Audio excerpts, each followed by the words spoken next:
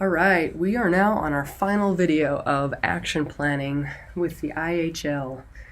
We are going to talk a little bit about how the different steps that we've followed in this action planning process and in the previous videos relate to your HEAL proposal, the proposal that you are writing and submitting to the Healthy Eating and Active Living Initiative of the Paso del Norte Health Foundation. So there are a couple important things to remember about writing proposals. One is that the people who review your proposals are very busy. You spend lots and lots of time and lots of effort and sweat and tears and all sorts of things in creating these proposals. But they do not always have hours and hours to be able to read and understand your proposal. So as you're writing a proposal, you need it to be as simple and as straightforward as you can. I'm not saying that you're skipping over important details. I'm saying you omit the things that are extraneous and you make it as straightforward as you can, as easy to follow as you can. The idea is that you want someone who has no idea about what your organization does to be able to read this proposal and understand what you intend to do and how you intend to do it. Exactly what you're going to do to reach the objectives that you set.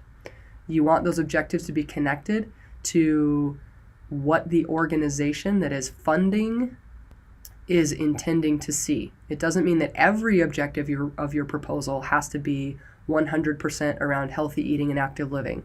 It does not mean that your objectives should be exactly the same as the objectives of the Healthy Eating, Active Living, or HEAL initiative of the Health Foundation. They should be, at least one of them should be very closely related so that it's relevant to the work that they do. They are not going to fund your work if it's not relevant to the HEAL initiative. If it's not about healthy eating and active living, you can't make an argument or connect it in some way. If you can't, then you will not be likely to receive funding. So keep those things in mind.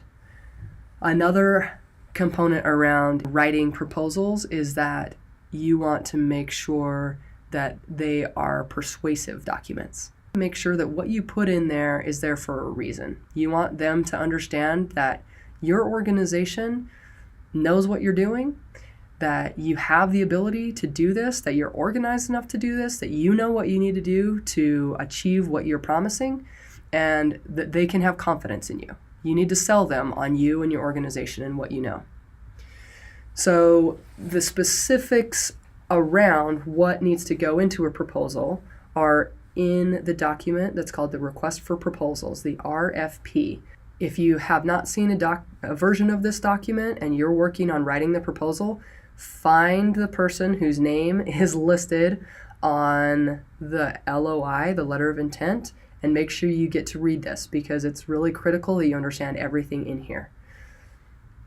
This RFP, this Request for Proposals, tells you specifically, as you scroll down through it, what needs to be contained in the different sections of a proposal.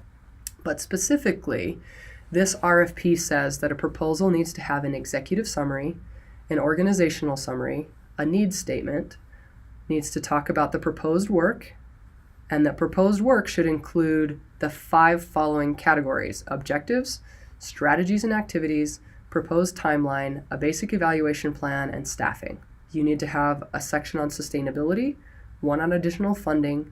You need to include letters of support from relevant organizations that you might be partnering with. And then you need to have your program budget and your narrative. The narrative is where you describe in words what you have in the budget. So the executive summary is typically a 1-page document that summarizes everything else. Your organizational summary becomes a place where you can specifically market yourself as having the skills and abilities and history and your mission and goals match, that your organization fits this work. This is why they should give you these funds to do this work instead of someone else. You need to establish in the next section the need. Where is the gap? You don't need to go on and on and on for 10 pages about this. Most of you we understand you work in areas of high need. There are gaps. That's why you're there. But give us a sense of what that looks like and how this program is so badly needed. Then you move on to proposed work. This is specifically where a lot of the different pieces that we just walked through in this action planning process are very directly relevant. So, in our action planning process, we talked about SMART objectives. It is very common, from what I've been told by reviewers, that the objectives within a proposal don't make sense. Nobody knows exactly what these people are trying to do. If your objectives are up to subjective interpretation, that's a bad sign. You want to take some time and make sure that your objectives are as smart as they can be. Go back and review the videos, practice it, work on it with your team, make them specific and measurable all the way through all of the different steps of SMART objectives. You take those specific objectives that you just worked on in the action planning process and you plug them into your proposed work. They should go into your proposed work. You should at least have a summary saying these are the 2 objectives that we're working on, or the 4 objectives, however many you have. List the objectives together, and then under each objective, you start listing the strategies and activities necessary to achieve those objectives. That's exactly what we worked on in this action planning process as well. From a practical perspective, what do you need to do as an organization to reach those objectives? So you explain those things. You, in your proposed work, put in a timeline for when you're going to do specific activities and how long it's going to take you to do them. And then you have your basic evaluation plan. An evaluation plan can be as simple as, if your evaluation is very process-oriented, we said we were going to do this, did we do it or not? A large part of the progress reports that you'll submit to the Health Foundation at those 6 months intervals is connected to, we said we would do this by this time, did we do it or did we not? So it's connected into that very basic evaluation plan. Having this action plan can become a first step towards creating a logic model as well. So once you know what your objectives are and you have an idea of what you're trying to achieve with those objectives, you then fill in what these activities are going to cause in terms of your participant attitudes, behaviors, and then more long-term potential health impacts over time.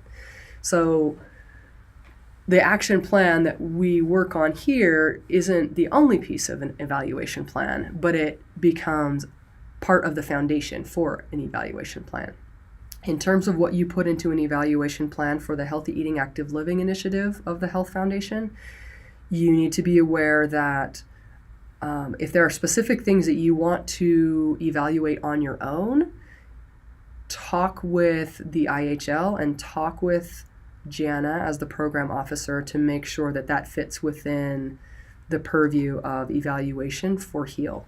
Typically, the IHL is tasked with providing evaluation assistance, but there may be things that you would like to look at that the IHL, it's not within the IHL scope of work in terms of providing that evaluation, those evaluation services. If you've talked with the IHL and you've been funded multiple times through the Health Foundation, and as an organization, you and the IHL together decide that you'll be receiving an in-depth outcomes evaluation, for example, then the IHL may have specific things they would ask you to include in your evaluation plan and in your budget related to that, such as participant incentives for being part of focus groups or surveys or anything like that. For the most part, though, you don't need to be putting money into your budget for evaluation.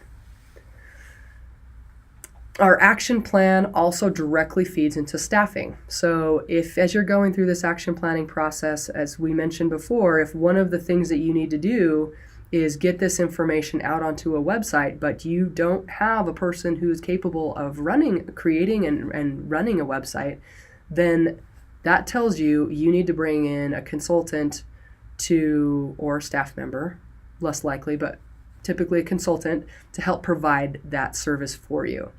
That would need to go into your staffing section and into your program budget and into your program narrative.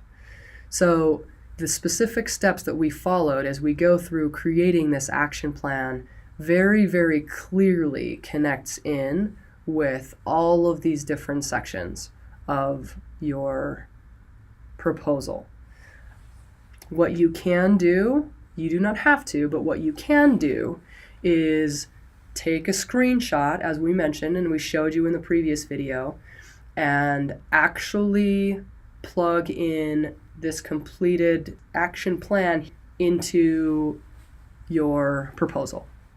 If you're using a lot of detail for all of the different activities, then you might put it into the appendix, but use some sort of summary of this in the text. As a reviewer, many people will say it's helpful to be able to look at it and only have to scroll back and forth 1 or 2 pages, where if none of this action plan is in the text, all of it is in the appendix, they may not even know that it's there when they're reading it, and you'll then miss out on the additional clarity that that reviewer would have by being able to view all of this information together in one place. They often may be viewing these as PDFs in a digital format, and scrolling in a PDF is not very user-friendly. So they may or may not have enough time to scroll back and forth and back and forth and back and forth between your description in your proposal and your action planner that's in the appendix. So it would be helpful to include at least a summary of this in your text of your proposal. This is not required, but seeing a timeline that looks this simple and this straightforward can give reviewers a much greater sense of confidence that you as an organization have thought through what actually has to happen to achieve this objective, and that you're being rational and that your timeline is feasible. All of those things are part of the review process. And as you make it much more clear for the reviewers to be able to see the connections between your activities and the objectives and the timeline that you've created for this and who will be doing it, all of those things will give you power in telling your story, and it will help the reviewer better be able to understand exactly what you're trying to do and how you're going to get there. All of those things are very positive for you in terms of the way that they view your proposal. So with that, this is the last step here. So you guys already have known that you can get access to these videos on our website, but on the same page where you have access to these videos, you'll have other handouts you can use. There are handouts that talk about SMART objectives, that give examples of weak examples and strong examples and the difference between. There are links where you can see an example of this spreadsheet. There's all sorts of stuff for you to take a look at. There may be other resources that are also on our resources page at pdnihl.org that you can also access that would be beneficial for you as you're writing your proposal. So please let us know if there's anything else we can do or if you have any questions about this content. And if not, best of luck as you move forward with this.